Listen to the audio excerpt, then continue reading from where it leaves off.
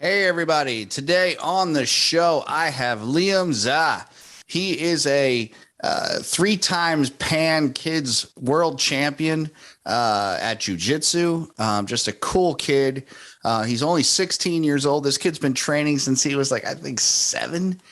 I don't even know, maybe 6. Who the hell knows? I mean, he's so damn young and so damn good at jujitsu that it's frightening. You know, he's also an accomplished wrestler. So check out this interview. Really cool. I've actually rolled with this kid. He rolls in the gym that I go to.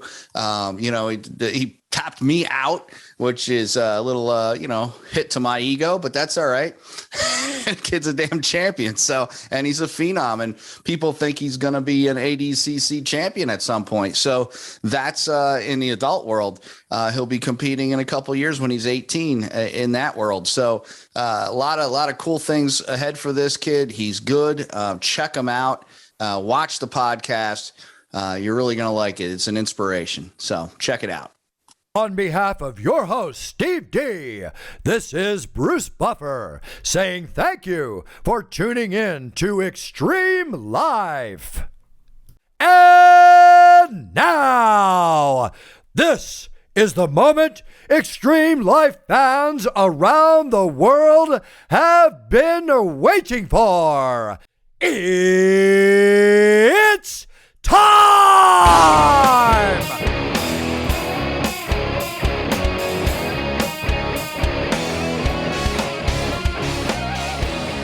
Right. Hey, thanks for coming on, man. I mean,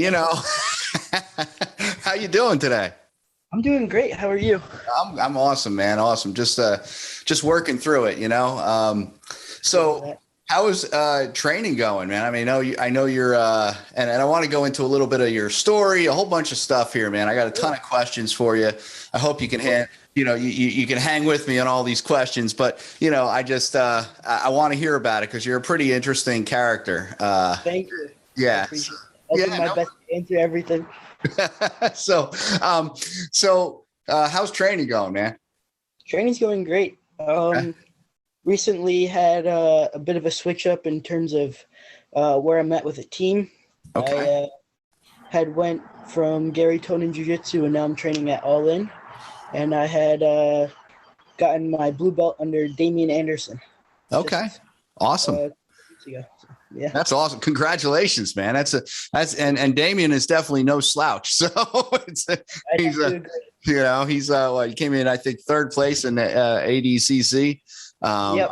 Probably, like I said, he's an amazing jiu-jitsu expert, and it's a good guy to train with, So you've been doing this a long time. Tell me a little bit. I mean, when did you start? What got you into it? That kind of stuff. So really, I had started when I was 7 years old. I'm 16 now. Okay. The person that got me into it was my dad. So my dad had done Russian Sambo under this guy, Oleg, from Zealous Nation, which is actually down the street from All In. Mm-hmm. It's not that far away. So I wanted to do what my dad did because my whole life, from when I was in a baby car seat all the way until I was 7, my dad had been doing Russian Sambo. Yeah. And I wanted to do what he was doing. And basically he was like, let's try jiu-jitsu instead because Russian Sambo is a bit more aggressive. Yeah, it's a lot of striking and a lot of getting hit. Yeah, he wanted to preserve my brain as much as possible. So, it's the only one you got, man. You might as well hang on to it. Exactly.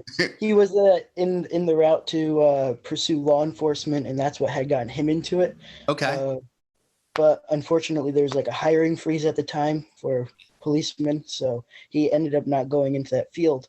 But his choice of doing Russian Sambo got me into doing jiu-jitsu, which he felt was more gentle, which of course it is.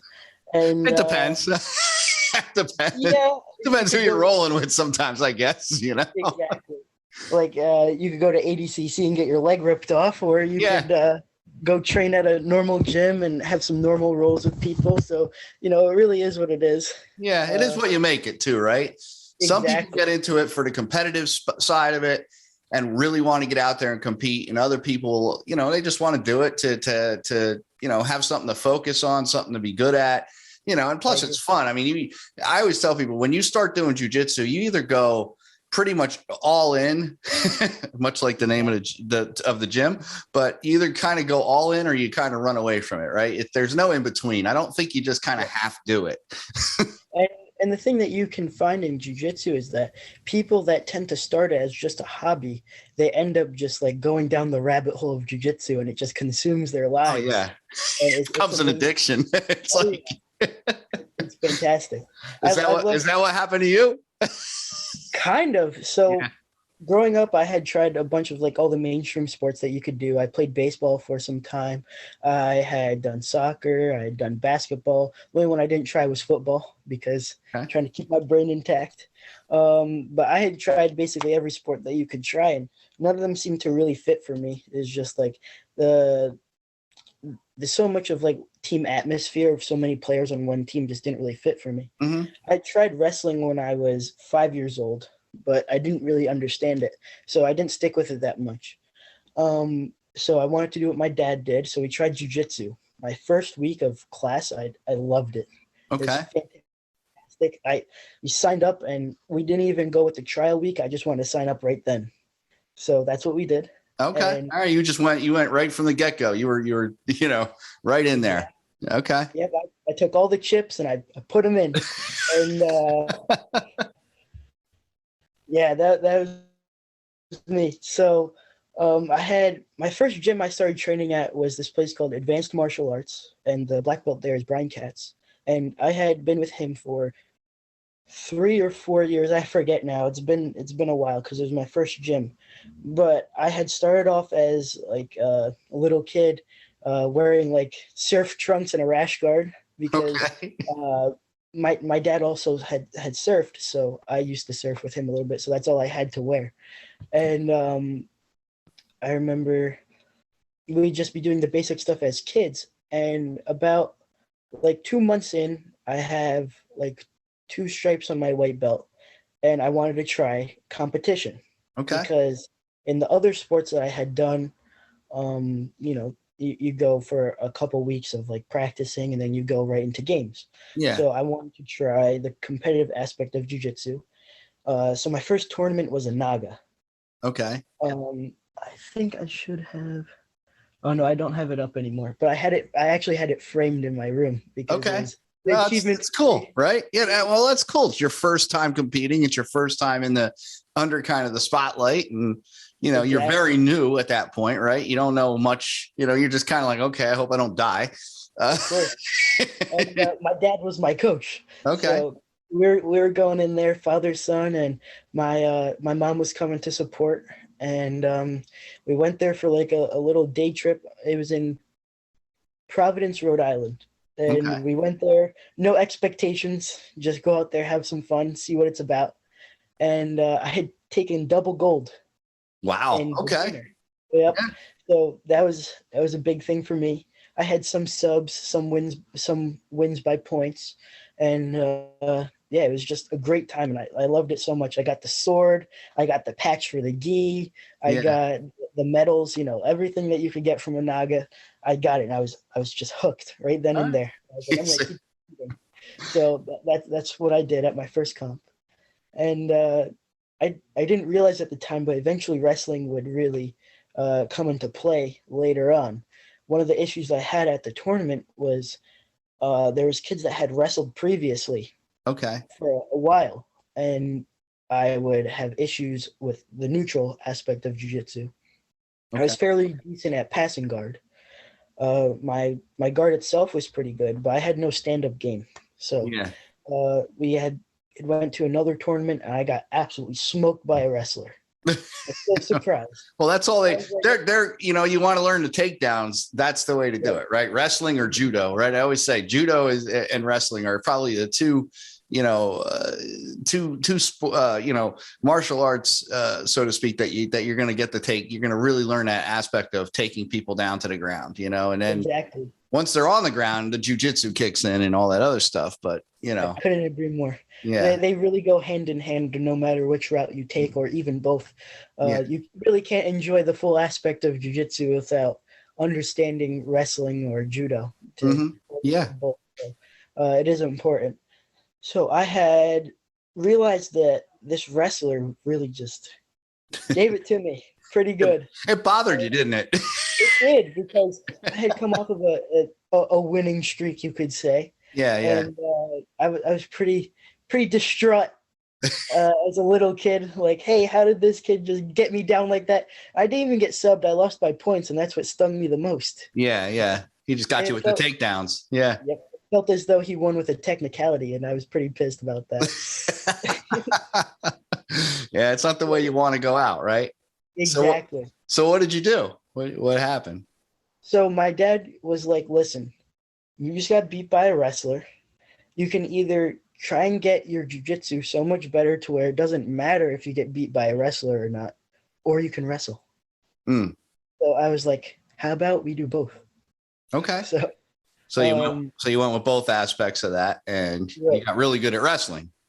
Yep. So at the time before that tournament, I wasn't training as religiously because I was still fairly young. I would hang out at my after school program, like it's called like aftercare or whatever. I went to private school. Okay. So they had like aftercare program and stuff, and I'd hang out there with my friends. But after that loss, I realized to myself, I'm not going to get anywhere big or even be able to beat a wrestler if I'm wasting time hanging out at school afterwards. So instead I opted to train 6 days a week, Monday to Saturday, take Sundays off. And I would go, instead of hanging out after school, and I'd go to the gym instead. Start jiu-jitsu. As wrestling season started to gear up, I wrestled for East Brunswick Wrestling Club. Okay. From 3rd or 4th grade until 8th grade. Okay. Yep. So I had wrestled from basically the start of my jiu-jitsu journey, give or take a few months, all the way until now. So yeah.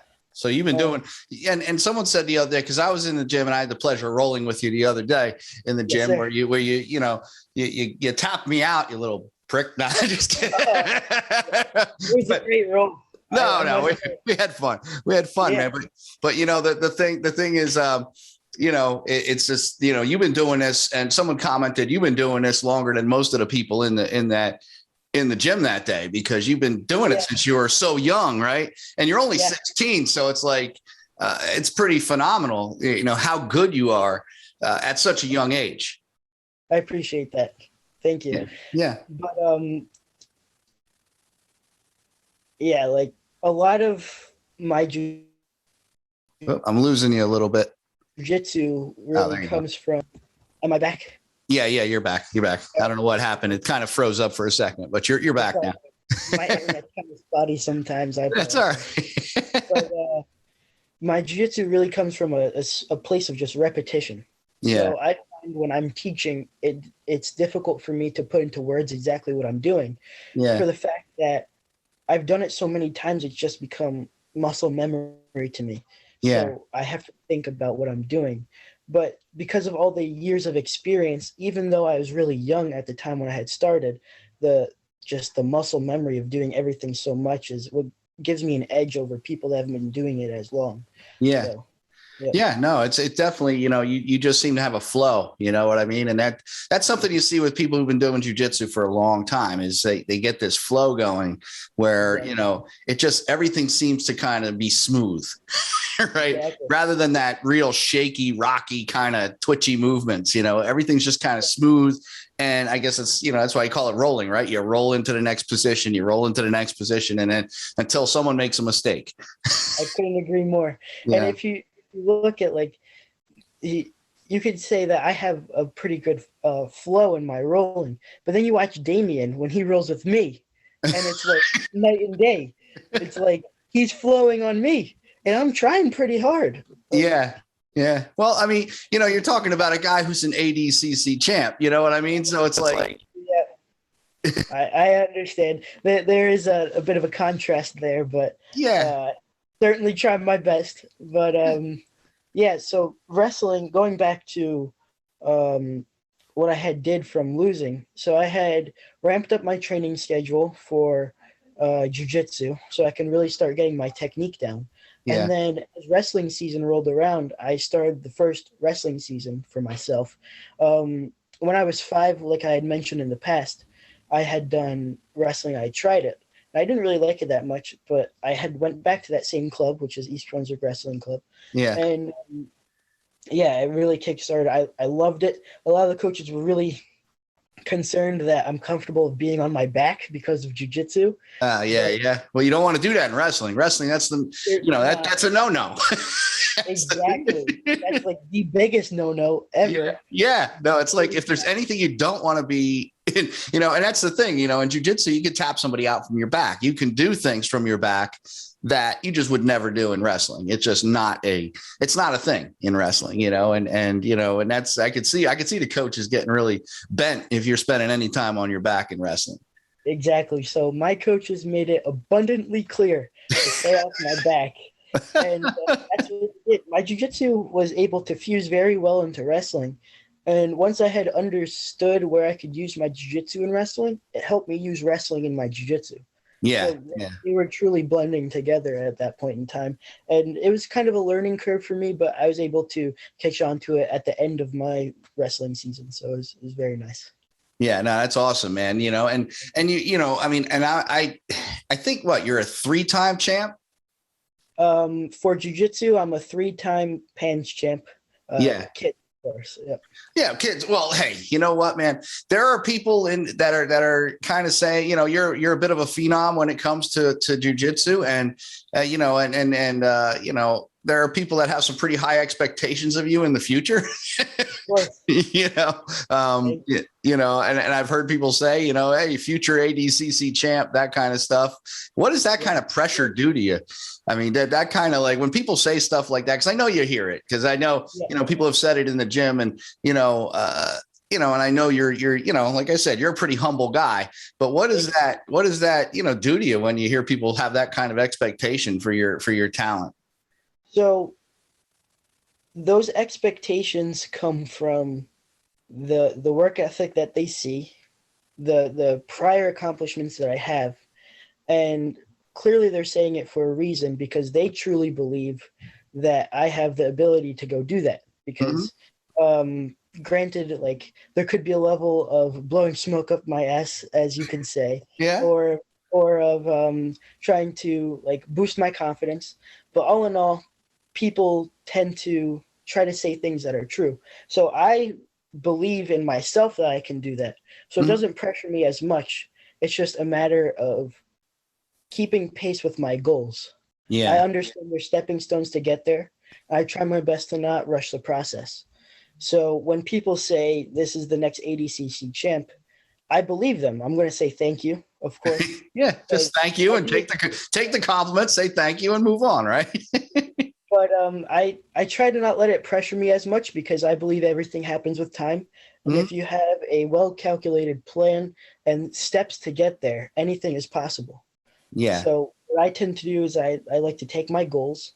I like to break them down on a numbered list on a piece of paper. And from that numbered list, it makes it easier for me to check off the boxes of exactly how I have to do it.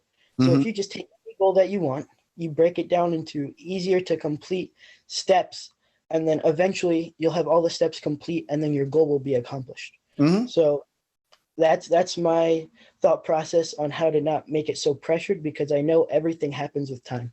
Well, small bites, right? You take it in small pieces, right? You don't, someone said to me a long time ago, I think when I was really overwhelmed with something, I can't remember what it was at this point, but they said, how do you eat an elephant? And I was like, I didn't really understand the question at that moment in my life, because it was many years ago. But they said, look, when you eat an elephant, eat it one piece at a time.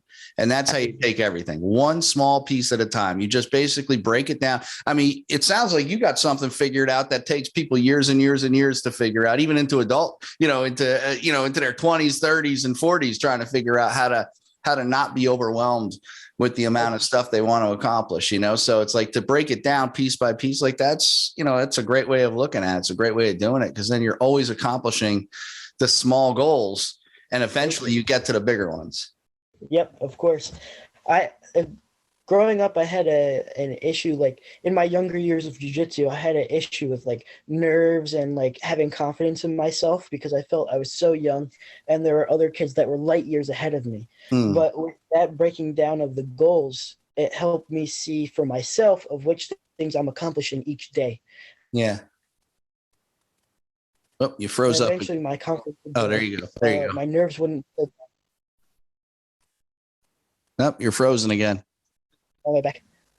Now you're back. Yeah. You I got some of that. So just I guess take that from your goals again. So I would take the goals as I was younger, and as I would see as I'm checking the boxes off, my confidence would grow as a kid. So I wouldn't be so nervous. Yeah. I'd be able to go into competitions with more poise and be able to have a better outcome. Yeah. And how important is that, right? When you go into a competition, and it's great, you know, that you have so much experience at such a young age.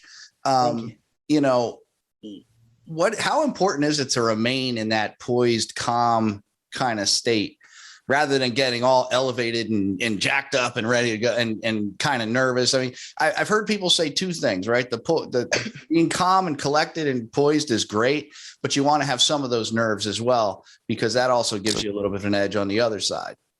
I agree. But the only part that I don't agree with is that nerves part of giving you an edge. I believe if I can close out all of my nerves as possible to the point where I have none, I'm so calm, I can get into my own focused state of mind of where I can hype myself up in my brain instead of using nerves of the environment around me. Yeah. If I can use my own like inside ability to get myself ready and focused and excited for the match, rather than an outside stimulant of nerves, then I feel like I have a better outcome. So what I tend to do is I like to clear my mind to where I have no nerves at all, no thoughts, no expectations. And then I like to get into my mode of going back to the goal thing and the boxes to check off of what exactly I need to do in each match moving forward. And what that does is it focuses my brain. It gets me excited to complete those tasks that I have at hand. Okay. No, it makes sense. Makes a whole lot of sense. And then in turn gets me in the mode. Yep. So that's my take on getting rid of competition nerves and then getting hyped up for your match, so to say. Yeah. So if you had to pick your favorite competition so far, which one do you think you would say it was? Oh, 100%. Oh, actually, this is difficult. You were confident for a minute there. You're like, yeah, I know. And then you're kind of like, I lost it. No, it's good. Okay, I know for a fact it's between these two. I have done Kids Pans, which is one of the greatest experiences I've ever had in my life. It's in California. It's in a blue glass pyramid, and there's thousands of people in an arena. Like, that's the coolest thing ever. Yeah. Then I also got to perform on a show called Men of War, and it's a super fight organization. And you're on a stage, and there's people around you. There's lights, there's music, and there's all that. So there's different aspects. The big tournaments, and then there's the shows. And I think each of them are unique in their own way, but those are my two favorites. That's cool. Yeah, that's cool. I mean, like I said, you have a ton of experiences for your age, and it's kind of funny, you know, when I hear you say, "Well, when I was younger and just learning in my jiu-jitsu," and you're like, and then I have to kind of remind myself, like, you're 16 years old. Yeah. You know what I mean? So it's and going back to like what I'm referring to is like 7, 8. Yeah. That's like almost 8, 9 years ago. So that's crazy. Well, I mean, you know, I'm not going to tell you, but well, I guess I will. I'll be 50 this year. So 8, 9 for me is like a million years ago, you know? So it's like, I couldn't tell you what I was thinking or what I was probably playing with G.I. Joe or something like that somewhere, you know, in the dirt outside of my house, whatever, who the hell knows what I was up to, but you know, I love G.I. Joe. So I agree with you. Yeah, that's but you know, it's awesome that you found this focus and you know, going forward. I mean, where do you see yourself in let's say 5 years from now? Where do you see yourself? 5 years from now, I'll be 21. Um, I see myself maybe as a purple or brown belt, looking to make a name in the adult jiu-jitsu community. I'm going to try my best to compete as much as possible at the world stage. Mm-hmm. I see myself competing in ADCC. I don't really remember what the times are because it goes by like every 2 years or something like that. Yeah, yeah. But whatever ADC is closest around that time, I'll be doing my best to compete in every single one between now and by that time in 5 years. And Are you eligible at this point? yes, I am. Now that I have my blue belt, I'm eligible. Okay. Previously, even though I was 16, I had an orange belt, and I wouldn't be allowed. Okay. All right. Yep. So with the blue belt now, you're able to compete at that level, which is it'll be interesting. So you got a couple of years yet, I think, before the next one. I do. I'm pretty sure I'll be 18. 18. Yeah, you'll be 18 for the next one, and you got 2 years of training to get ready. And Exactly. you know, it's gonna be interesting. It's gonna be a good another good experience for you. And you probably got a bunch of competitions you'll do, you know, previous, you know, before that comes up just to get ready, right? Yeah, I know. Like coming up, I'm going to be doing a lot of the blue belt juvenile stuff that's popping up now for IBJJF. Okay. I really do like IBJJF because the way it's just run so smoothly. Yeah. Everything's like a well-oiled machine, in my opinion. It's just great. And that's hard to find. That's hard to find. Man, I'll tell you, there's some that I've seen. I'm like, how the heck is this place even running? You go to a Naga and you get there at like 8 a.m. and you're not getting out of there until like 5 p.m., maybe 6. I'm like, gee. Yeah. It's all day. Yeah, well, it's you know, matches get delayed and things happen, and then it's like, you know, oh man, you have random people showing up to jump into the bracket. You got brackets being moved around. It's just a mess. Whereas with IBJJF, you have your ID. It's nice right there on your lanyard.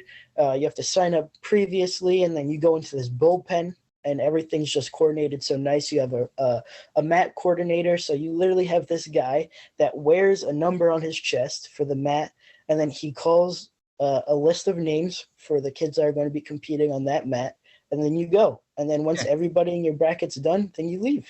Yeah, that's it. And that's it. Yeah, so it sounds like it's a well run you know, competition, which is, like I said, it's rare. It's rare when you see that when they run that smoothly, you know.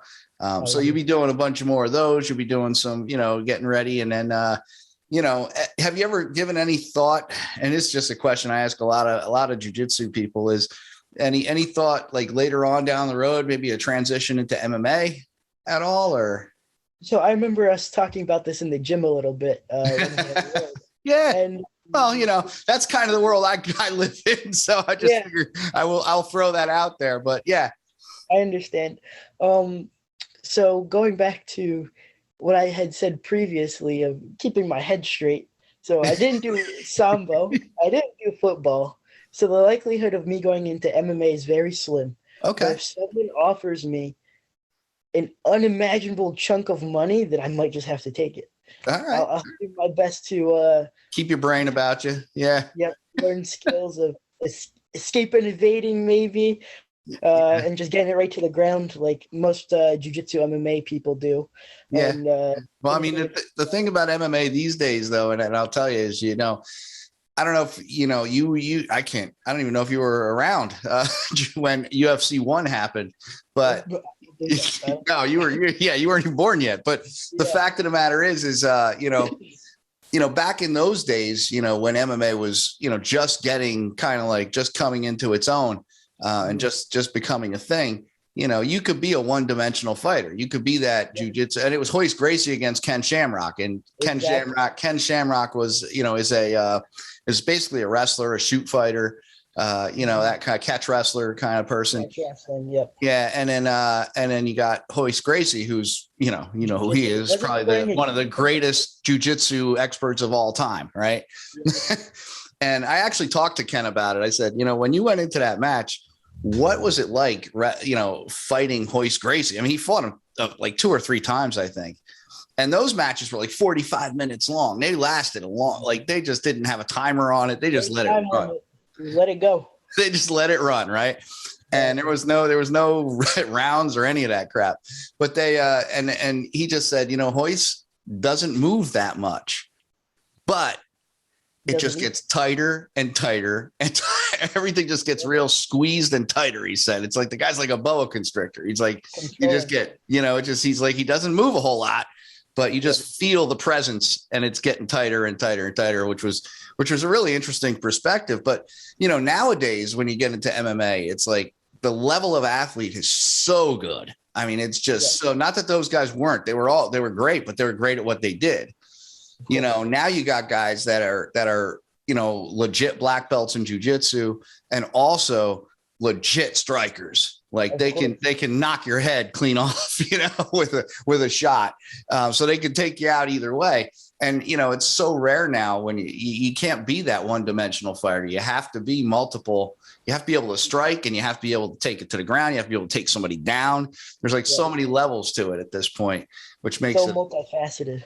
Oh yeah. Yeah. There's so many, you got to be good at so many things, which makes it, it's like you got to dedicate to be really good at MMA or jiu-jitsu or anything. I think any sport you want to be really good at, you have to be obsessed with it. You have to be kind of like, you got to put yourself into that. You're obsessed with this thing and you're just going to spend countless hours and time perfecting it. And then when you get into like MMA, you got to be good at the striking and the jiu-jitsu or the wrestling or whatever or Dagestani grappling. I don't know if you're familiar with that, but that's like crazy. What Khabib uses. Yep. Khabib Nurmagomedov. And he's the one who brought that, and Kismat now, a lot of those guys coming out of that region. It's like they come in with this new thing. Right. And somebody will figure it out at some point.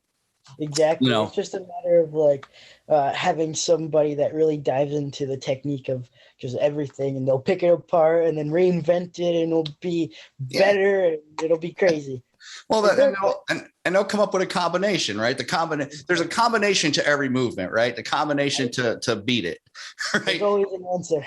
Yeah, there's an answer to every question, right? And you get these guys that, like I'll give you a perfect example. I was just talking about this with pro fighter Rachel Lippert. Ronda Rousey, when she came in, nobody could figure her out. She judoed everybody to the ground, and then she basically she would throw you, and then she'd get that arm bar on you so fast and then tap you out because you got a massive arm bar, and that was her move. As soon as they figured her out, she was done. I agree. As soon as they figured that out, they figured out the combination, and then she just got beat, and that was it. Only took 7 seconds. No, it doesn't take long. What was that fight with Holly Holmes? Was it 7 seconds? I'm not sure. No. Holly Holmes was a little longer. It was Amanda Nunes, which was she just got destroyed in the first round. Knee to the face or something like that. I don't even remember. No, that was Masvidal versus Askren. Masvidal versus Askren. Masvidal just he goated guy. Askren is, I don't know if you know who, Askren, I do know much about Ben Askren, but he's a legit wrestler. I mean, legit, solid wrestler, but Masvidal is a striker. And he knew as soon as he went out that Askren was going to go for the shoot and go for the takedown. So knowing that, he goaded him. He pretty much just goaded him into going for that shot. And when he went for that shot, he just did a flying knee and boom. I mean, as far as I know, Ben Askren's still out. He's still sleeping right now from that shot. But Ben's striking's no joke. Yeah, well, you got, like I said, everybody has their everybody should be good at everything. You got to be good at everything on that game, but you're going to have your stuff that you shine at, and Ben was definitely, once he gets you to the ground, he'll wrestle you to death and maul you on the ground. Exactly. And, you get somebody like George Masvidal who just didn't want to go to the ground. And he's just like, I'm going to end this real quick. And he was able to get the one of the fastest, if not the fastest finishes in UFC and MMA history, so it's that was definitely an amazing, it wasn't a good fight. It was quick, but it was definitely one that made everybody go, oh my God, what the hell just happened? Definitely on a highlight reel, but he kept it where he shined. So oh yeah, yeah, no, definitely. So the transition to MMA is most likely not going to happen. We talked a lot about your wrestling. You have you're a three-time champ in Jiu Jitsu, which is phenomenal. I mean, you're 16 years old. I think you got a lot more to give. You're going to do a lot more stuff going forward. I can't wait to see, where your future takes you. It's going to be awesome to watch. I hope once you become famous in Jiu Jitsu, you come back on and talk to me again. And, we'll do this again. We'll do a rundown. We'll be like, hey, remember when we talked, at this time, and look where you are now. Little check in here and there. Check the progress, see how things are going. I have people on, I have some people that have been on 3-4 times on the show. Like Rachel, I was just talking about Rachel. She was on a bunch of times. I've had Bruce Buffer on a couple times. I've had, there's certain people that'll keep coming on. And we'll check in from time to time. So maybe you could get on that list and we'll get you in here every so often, see how you're doing and check your progress. Maybe when the ADCC, you're going to be back on, when that's coming up, we'll get you back on. And, it's awesome to talk to you, man. Thank you so much for coming on. I appreciate it. I appreciate you having me. It's always a great conversation talking to you. We always have fantastic conversations, and I appreciate you having me on. It means a lot. My pleasure, man. My pleasure. I mean, I enjoy it. And then, when I'll be there, are you going, are you in the gym tomorrow or no? Tomorrow is Thursday. I'm not entirely sure. Okay. I know, I don't know if you've met him yet, but my friend Jojo from the Hive, we were training partners at Gary's before we had left.